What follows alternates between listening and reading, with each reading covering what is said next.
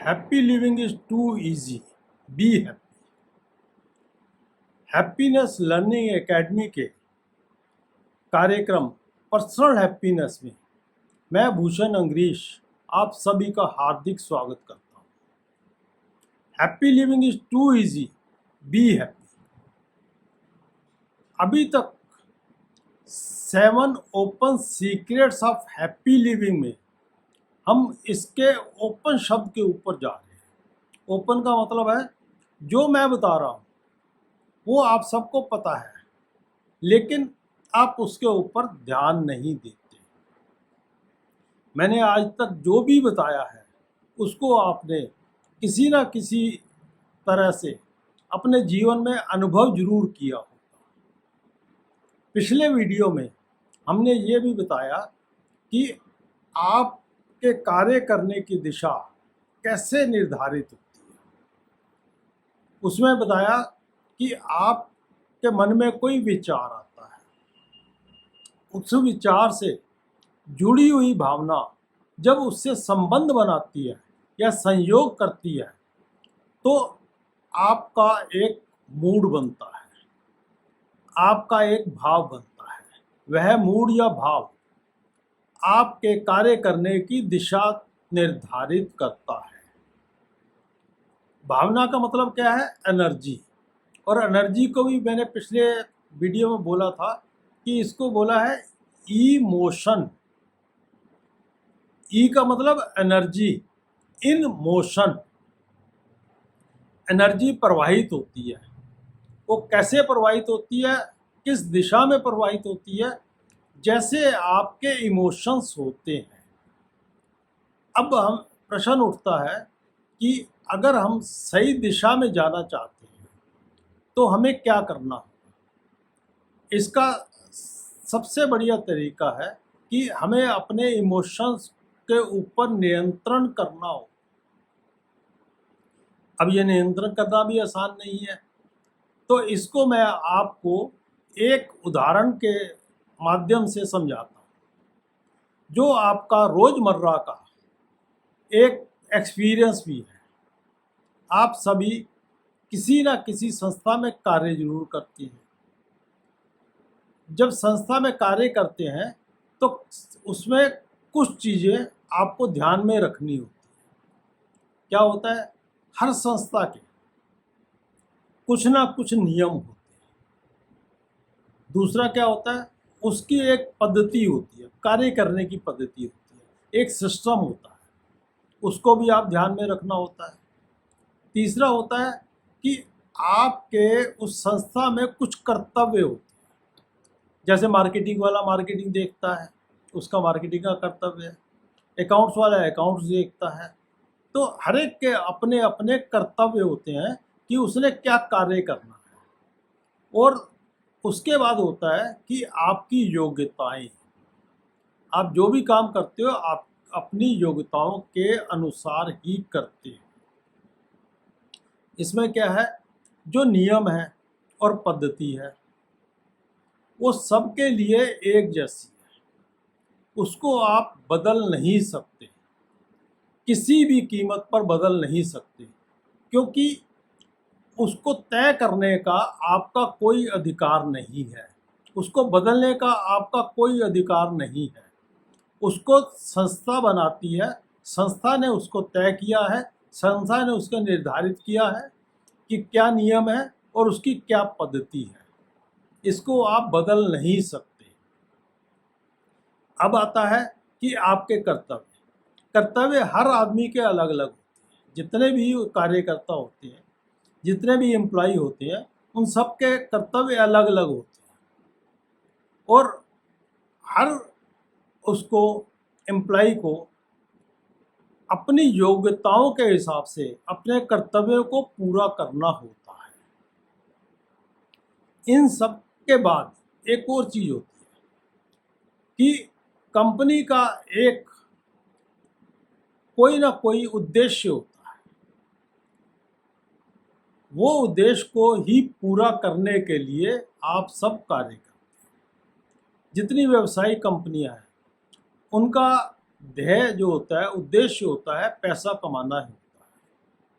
अब पैसा कमाने के लिए वो किस रास्ते पर चलते हैं, इसके ऊपर उसका उद्देश्य बनता है। जैसे कुछ कंपनियां पैसे को बहुत महत्व देती हैं, कुछ कंपनियां क्वालिटी को बहुत महत्व देती हैं। तो इस तरह का हर संस्था का, हर कंपनी का अलग अलग उद्देश्य होता है और आपको उसी उद्देश्य के हिसाब से काम करना पड़ता है। आपकी ड्यूटी भी उसी हिसाब से चलती है। मतलब आपका जो कार्य करने का तरीका है, जो कंपनी का उद्देश्य होता है, उसके अनुसार करना होता है। तो इसमें क्या हो गया, पहले नियम और उसकी पद्धति, ये तो बिल्कुल फिक्स है, इनको आप बदल नहीं सकते, आपको इसी हिसाब से काम करना ही पड़ता है। दूसरा है आपके कर्तव्य। जो आपका कर्तव्य है उसको आपने कंपनी का उद्देश्य को देखते हुए उसे अपनी काबिलियत के हिसाब से, आप में जो भी काबिलियत है उसके हिसाब से आपको उसे पूरा करना होता है। अब इसको करने के लिए आपके पास 3 विकल्प होते हैं। एक तो ये विकल्प है कि आप जैसे नियम है, पद्धति है या और जो आपके कर्तव्य हैं उनकी अवहेलना करते हो। दूसरा है उसके साथ सहयोग करो। तीसरा है समन्वय बना के करो। तो मैं तीनों के बताता हूँ कि उसके क्या क्या रिजल्ट आते हैं।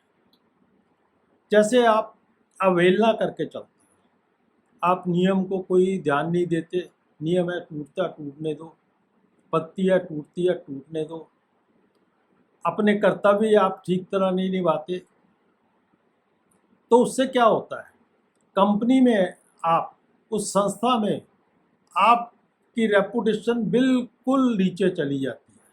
वो ऐसा कहा जाता है कि ये तो बिल्कुल लापरवाह है, कि किसी बात का ध्यान नहीं रखता।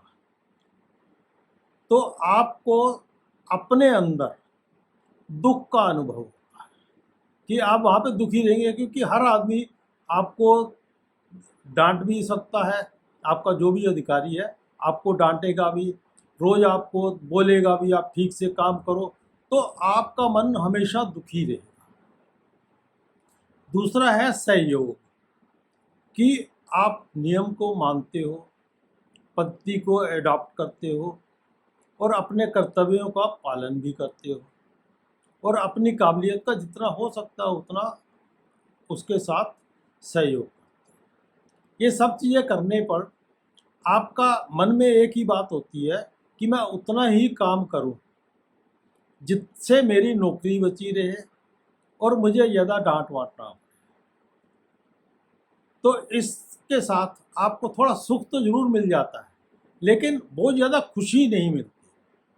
लेकिन जब आप समन्वय बना के चलते हैं तो उससे क्या होता है कि आप नियम को पूरी तरह से, जैसे वो नियम आपके बनाए हुए नियम है, इसी तरह पद्धति को उसी तरह मानते हो जिस तरह पद्धति आपने बनाई है, आपने उसी पे ही चलना है। अपने कर्तव्यों को भी पूर्ण रूप से निभाते हो और अपनी काबिलियत का पूरा पूरा इस्तेमाल करते हो, तो आप क्या है, कंपनी में बहुत अच्छे कार्यकर्ता के रूप में जाने जाते हो। जब ऐसे जाने जाते हो तो आपको भी खुशी होती है, आपको खुशी होती है, जो आपके साथ काम करते हैं उनको भी अच्छा लगता है, आप उनको भी खुशी का विस्तार करते हो। इसी प्रकार आप जब इस संसार में काम करते हो, इस दुनिया में काम करते हो, तो ये दुनिया क्या है, एक बड़ी संस्था है, बहुत बड़ी संस्था है, जो हमारी कर्म भूमि है। जैसे आपकी जो काम करने की संस्था है वो आपकी कर्म भूमि है। जब आप काम करते हो तो आप अपनी इमोशंस को नहीं देखते। हो सकता है किसी के प्रति आपकी इमोशन अच्छी हो, किसी के प्रति खराब भी हो, लेकिन आप उसको सबके सामने दिखाते नहीं हो। उसी तरह काम करते हो जिस तरह से कंपनी के नियम बने हुए हैं। हो सकता है आपको नियम भी अच्छा ना लगता हो, उसके अगेंस्ट भी आपके इमोशन हो, लेकिन आप उसको वहाँ पे बिल्कुल दिखा नहीं सकते और उनको मान के ही काम करते हैं। इसी प्रकार जैसे मैंने बोला, संसार भी आपकी बहुत बड़ी कर्म भूमि है। हम जब संसार में काम करते हैं तो इस संसार के, इस प्रकृति के कुछ नियम हैं। उन नियमों को ध्यान में रखते हुए, उनको मानते हुए अगर हम काम करते हैं, उनके साथ सहयोग करते हैं या उनके साथ समन्वय बनाते हैं, तो हमें सुख या खुशी का अनुभव होता है। और अगर हम उन्हें तोड़ते हैं, मतलब उन्हें मानते नहीं हैं, तो हमें हमेशा दुख का अनुभव होता है।